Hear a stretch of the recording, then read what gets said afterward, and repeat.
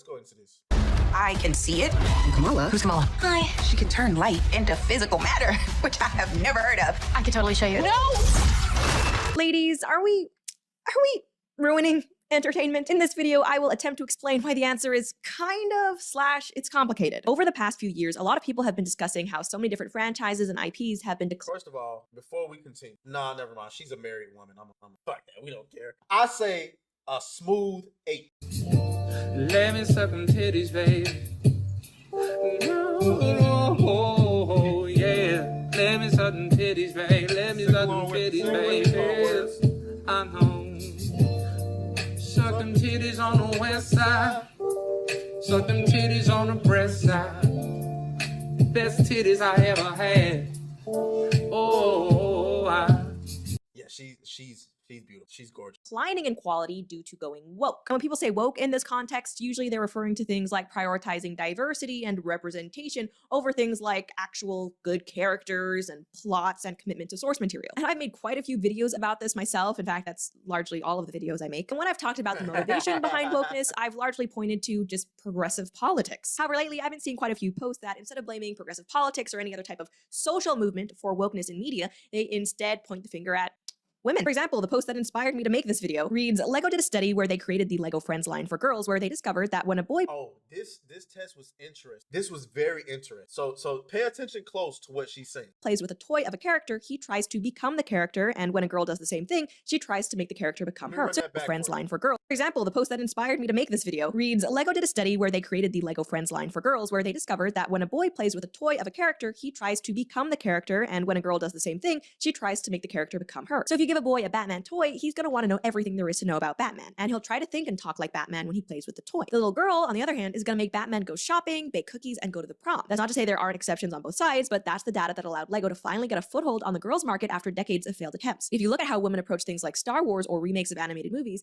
is it any wonder that so many of them want to reinvent the IP either by feminizing it or changing the main character to look like them? Now, I haven't actually— That is fucking gold. That is gold. That explains it. For those of y'all who didn't understand or maybe it was going too fast for you, basically what Lego found out is that when women play with toys, they try to make the toys in their own image do what they want the fucking toys. When boys play with toys, they want to become the toy. When they play with Transformers, they want to be the Transformers. They want the Transformers to behave like how the Transformers behave. Women don't do that. So doesn't it make sense that when Kathleen Kennedy gets control of Star Wars, she wants every fucking female character to look like her, behave like her, and be in the lead role? There it is, right there. General Vague says, "Is this a form of narcissism?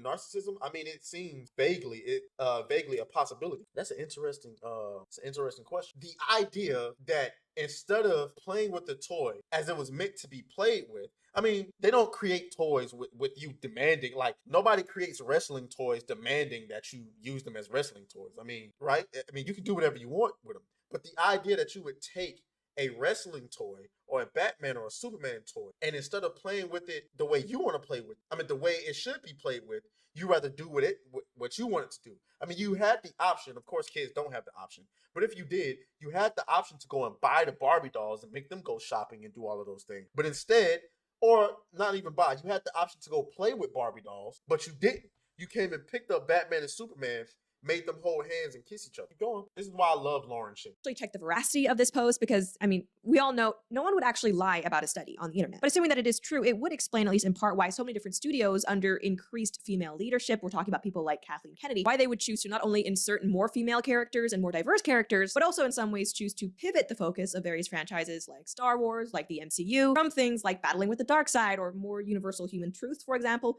to the much more relevant, much more topical issue of gender politics. Perhaps for some women, the only way that they can get invested in a story, in a movie or a show is not only by literally seeing themselves on screen, but also by seeing those characters deal with things that they do, or at least they imagine that they do in everyday life. Similarly, I also saw this post not long ago. It's a little meme, and we have a bunch of black girls looking at The Little Mermaid by Halle Bailey, i.e. Black Little Mermaid, saying now we can finally feel represented, contrasted with an image of a bunch of men from different nationalities looking at Goku, saying, yes, that's literally me, with captions, facts. Everybody loves, listen to me. Dragon Ball Super, when it was Goku versus what's his name? What's the big swole motherfucker? I don't forgot his damn name. Either way, you saw reactions from people in Mexico, Italy, obviously Japan, here in the States, niggas, white guys, black dudes, Mexicans, Muslim. It don't matter what race or religion it was.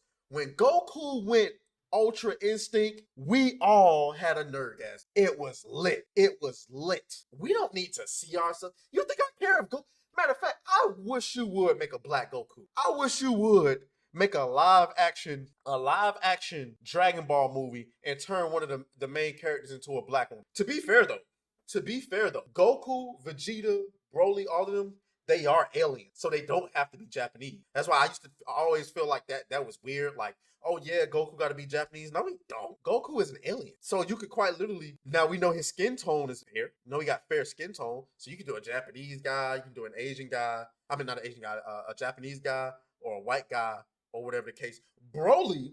The new iteration of Broly we got, you can make him dark tone, and he ain't gotta be black, but you can make him dark tone. The original Broly, hell nah. But if you do a version of the new Broly, because the new Broly, you can even look at him, and he's kind of dark skinned. The only character I would be okay with making black is obviously Piccolo. That's a nigga, I don't care what y'all say. Piccolo is a nigga.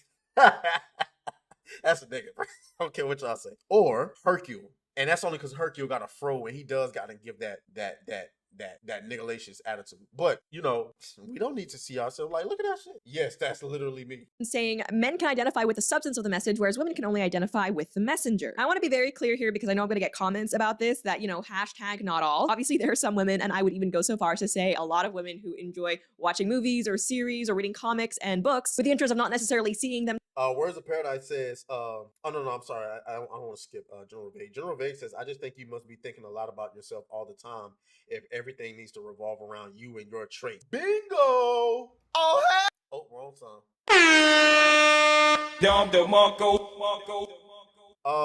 That's fact. Words of Paradise says, bro, that's absolute facts.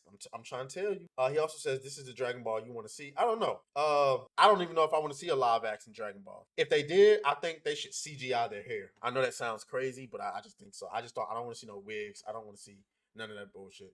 And he says, and yeah, Piccolo is black. I don't give a fuck what you say. Idris Elba for Piccolo in love. I just think Piccolo, he sound black.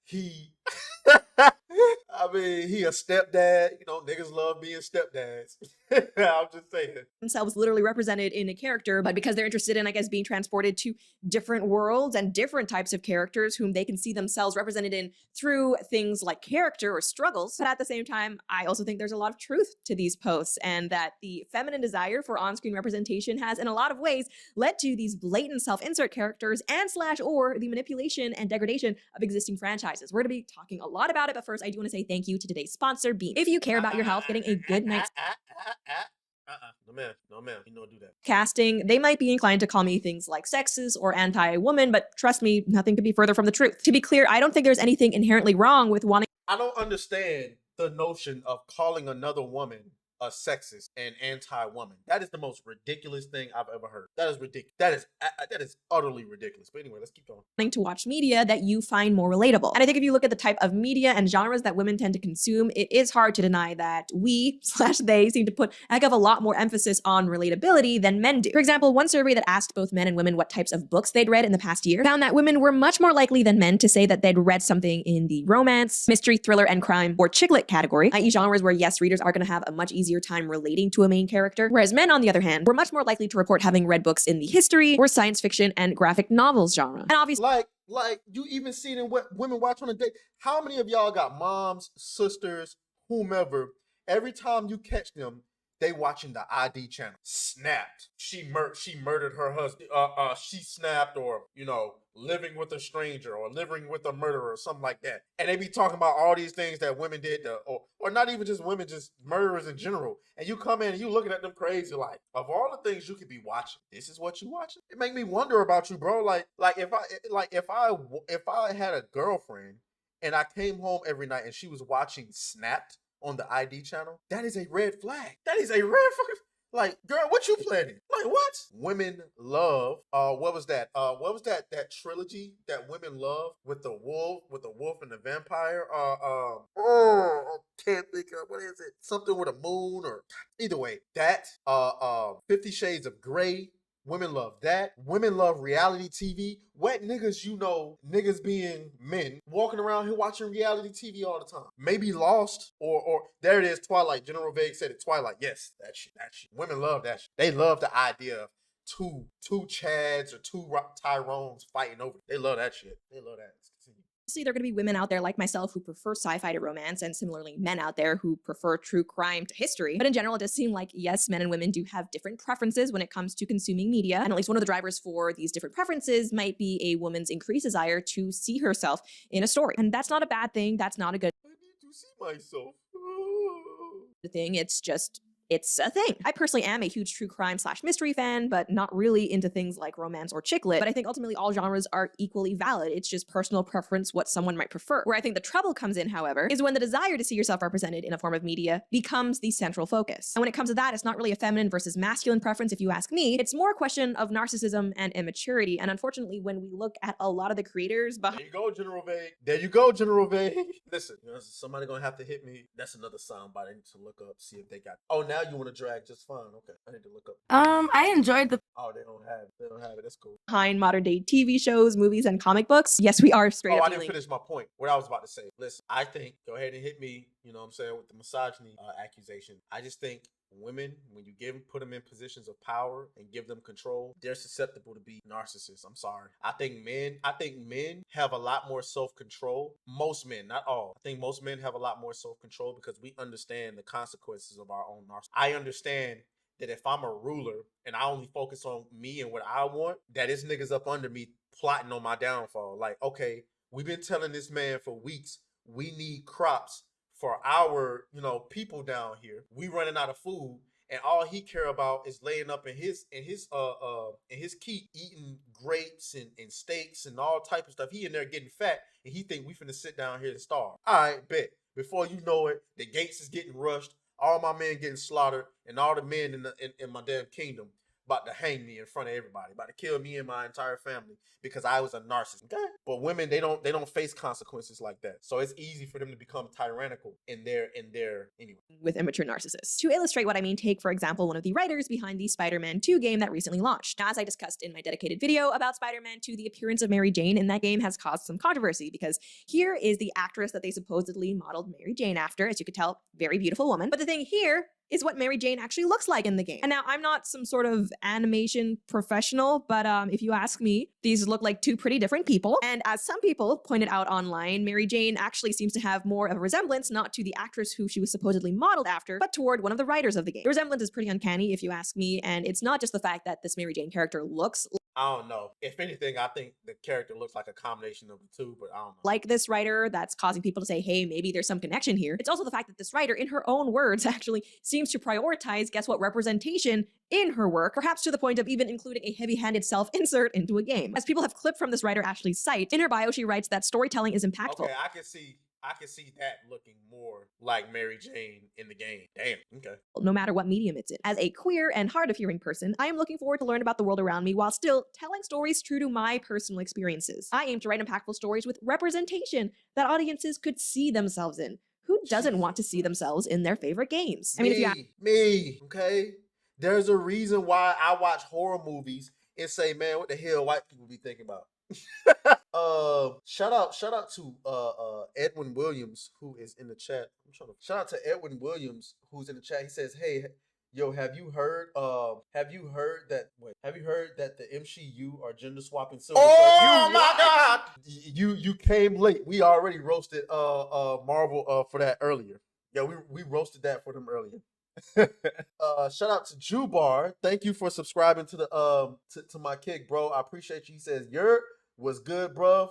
I appreciate you. Down to react to a song, fam. Yeah, we can do that in a moment. Let me finish up with my girl Chin here. ask me, probably people who are more interested in seeing Spider-Man in their favorite games than themselves, but go on. She also writes that I believe games are for everyone. They should be accessible and supportive of all players. Inclusivity, she writes, is incredibly important to me if you haven't noticed. Okay, like I said, Games are for everyone, but it's for everyone to choose what games and what stories they want to follow. You and the people like you want to force your stories and the games that you want to make on other people. If you make something that I'm not interested in, I don't want it. And for you to call me an instaphobe for not wanting it is pure insanity. That's crazy.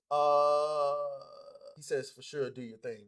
It's all good. We finna finish up. that there is nothing inherently wrong with wanting the media you consume to be relatable. But, and I think here's the catch, not all forms of media can or should be relatable. You want your romance novel to be relatable? Well, that just makes a lot of sense. Probably most of the women who do read romance novels are, when they're reading them, imagining themselves as the main character being swept off her feet. But relatability can only go so far, especially depending on the genre you're working on. For some genres, the point of it all is to not be relatable, or at least not relatable in superficial aspects. I think even a really good sci-fi or fantasy series should be relatable in terms of like human emotions and experiences. I mean, if I'm watching a sci-fi series like Star Wars, no, I don't need the character to look or act like me, and in fact, it will probably take me out of the series if they do. And speaking of Star Wars, actually, including self-inserts is something that Kathleen Kennedy has been accused of with characters like Rey in the new Star Wars films, and also whoever that Phoebe Waller-Bridges woman played in the latest Indiana Jones. I mean, seriously, is it a coincidence that Lucasfilm's two biggest franchises under the leadership of Kathleen Kennedy now feature brunette young women as their main protagonists? There's nothing wrong with relatability, sure, but relatability was not the point of Star Wars, nor was it the point of Indiana Jones. Because who can relate to niggas who can lift shit with their fucking hands or their minds? Like they can lift big ass ships and shit with their minds. Like who can relate to that? Who can relate to Yoda? Like come on, bro. But nope, Kathleen Kennedy comes in and she decides to do what it is she did. Anyway, yeah, I think that cements my opinion. Women have ruined entertainment. Sorry. Movies, video. Let's go. Hey. Beat that thing down like you started attention, my baby. You had some plans with your man, just tell him to cancel, my baby. Slide to the crib, look like Dracula's mansion, my baby. When you pull up, it's on action, my baby.